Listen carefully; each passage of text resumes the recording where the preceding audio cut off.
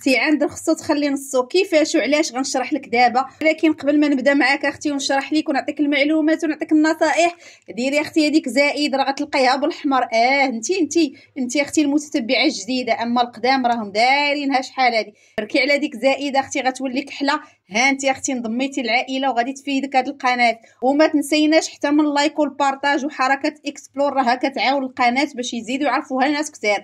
هاد السلك هذا اللي كتشوفي قدام الكاميرا، ها انت اختي سكريني تيكون على هذا الشكل، اللون ديالو لومبالاج ديالو كتحتاجيه في الكوزينه. الماعن ديالك اختي الا بغيتي تحكيهم ويبقاو جداد وما يتخبشوش اختي عليك بهذا السلك. هاد الماركه هذه واعره وزوينه. ها انت كتشوفي معايا كيفاش كترجع الماعن. شوفي اختي المويعنات لا الاينوكس لا الالومنيوم، ها انت كتشوفي كنحك به كلشي حتى من المقارج الصواني كلشي كيرجعهم كيشعلوا وما كيخدش لك الماعن نهائيا. وحتى من الكويزينيه اختي كيرجعها كتشعل. هاد الماركه بالضبط اختي موجوده.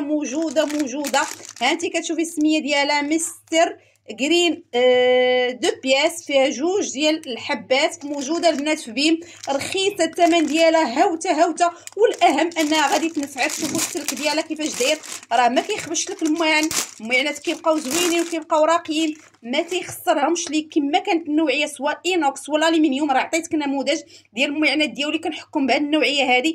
زوين عملي ما كيأثرش لك على اليدين وماركه زوينه، ماركه اسبانيا. بارطاجي اختي وحركه اكسبلور باش كلشي يستافد من هذه الهوته.